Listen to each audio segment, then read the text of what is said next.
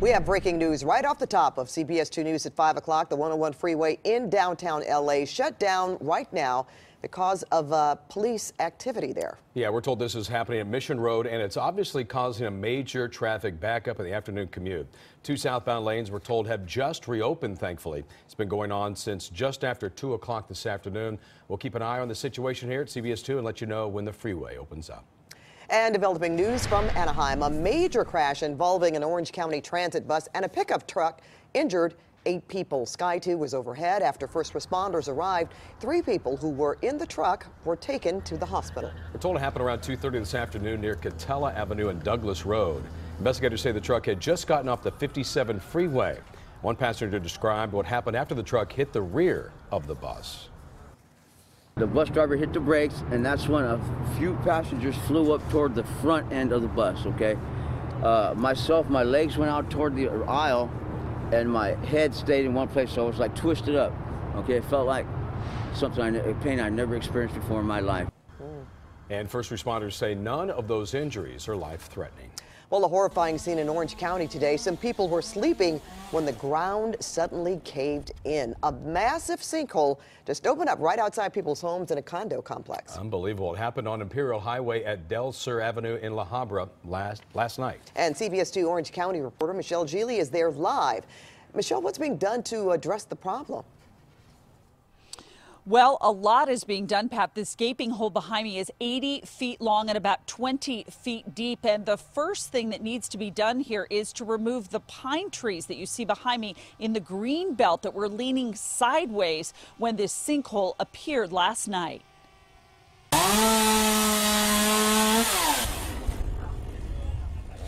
Tree trimmers have been taking the trees down, some resting on balconies and roofs of condominiums here at the Coyote Creek complex. Now, there's a cement flood control channel deep underground. It has failed. The mayor of La Habra says recent heavy rains may have something to do with this. 3 condos were evacuated. It was voluntary for the people who live here. They say it sounded like a truck hit the building or like an earthquake when the land gave way.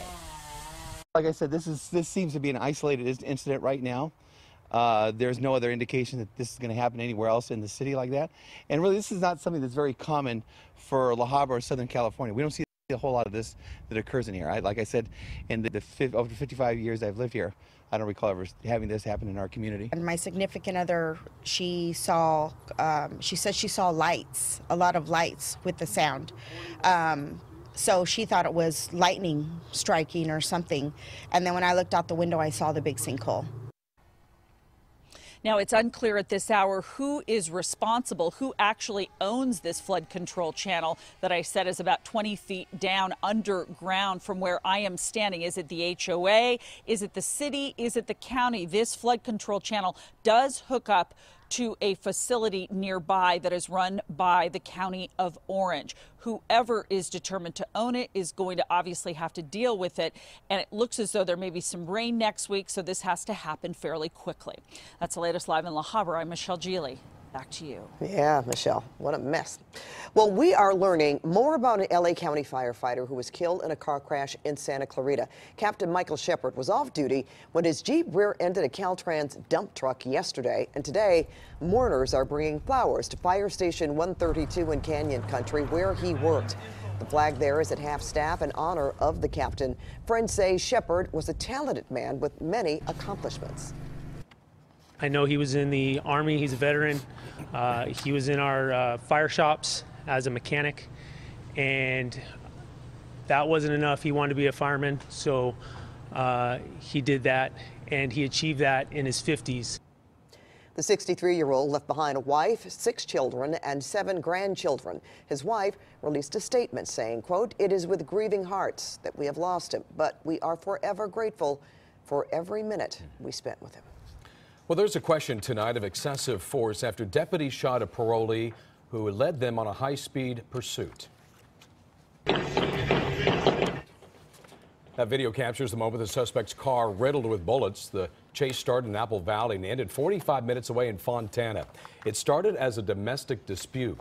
The suspect had a woman in the car, we're told, during that chase, and she ran to safety. She's okay. Deputies fired when they say the suspect tried to run them down with the vehicle. Some people question if the shooting was justified. And I heard, I don't know, maybe 40, 50 shots on the video. It's too many for, and according to the video, I couldn't see if the guy pulled out a gun or something. The suspect is recovering in a hospital. The San Bernardino County Sheriff's Department has not released the number of rounds that deputies fired. Well, folks, it's back to square one in Washington. 2 bills to end the historic government shutdown got shot down in the Senate. So now the president and Congress have to figure out another way to end the stalemate. CBS2 Sandra Mitchell is live in the newsroom now with a look at where things stand right now. Sandra. Pat, I'm not sure anybody really knows. There was no deal today, but at least both sides appear to be considering other options. White House Press Secretary Sarah Sanders just released a statement, and that statement says the president will not accept a short-term deal unless it includes a large down payment for the border wall.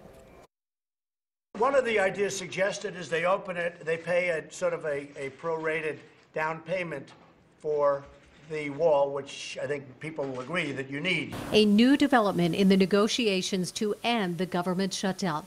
The White House now wants a large down payment on the border wall before reopening the government. So far, there's no specific number attached to that down payment. On this vote, the yeas are 51, the nays are 47. On this vote, the yeas are 52, the nays are 44. The motion is not agreed to. On Capitol Hill, 2 measures to end the 34-day government shutdown were voted down today. In the second plan, a Democratic bill to reopen the government through February 8th with no money for the border wall. 6 Republicans sided with Democrats. I'm requesting that the leaders get together tomorrow.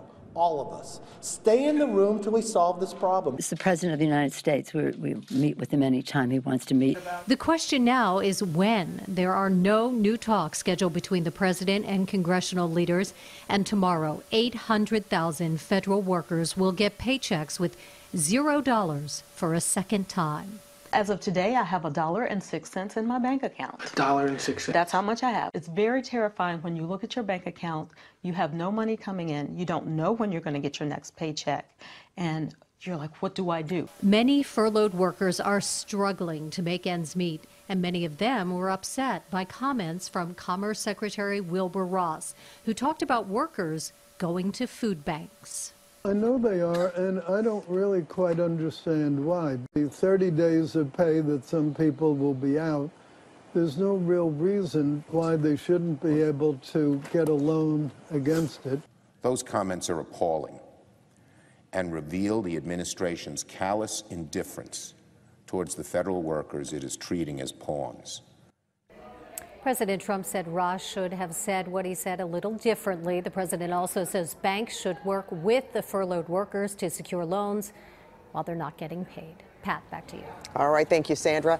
And the government shutdown has affected Southwest Airlines' planned service from California to Hawaii. It hoped to start flights February 1st, but now that plan is grounded, and that's because there are no federal employees to file the FAA certification.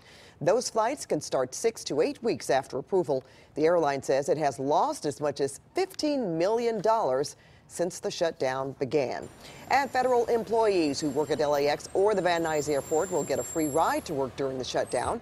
The city of LA announced they can ride the flyaway bus for free while they aren't getting paid. Well, migrants waiting for the U.S. asylum in San Diego will now have to wait from Mexico. An official revealed the Trump administration will make that change at the San Ysidro border crossing tomorrow. That is the busiest crossing for asylum seekers who arrived in Tijuana from the 2 Central American caravans last year. Now, according to the Washington Post, the change doesn't apply to children traveling alone or asylum seekers from Mexico. Move is expected to spark some legal challenges. Well, with the roster of Democratic presidential candidates growing by the day and by the minute, will LA's mayor add his name to that list? That question was put to Mayor Eric Garcetti during a news conference in Washington, D.C. today. Take a listen. Imagine if Washington would just listen to what's working and would help take our tax dollars and spend them back out there. I always said, even if I don't run, I hope what a lot of mayors do. And if I do run, I'll be proud to be on a stage with other mayors. Looks like he's leaving the door open. While he and his team haven't made anything official yet, well, Mayor Garcetti has been testing the waters, if you will, over the past year. Last April, he was in Iowa, where his team said that he was supporting Democratic candidates for the midterm elections there. And in August, Garcetti traveled to Manchester, New Hampshire to stump for a mayoral candidate there. Now, both Iowa and New Hampshire are considered major stops on the road to the White House.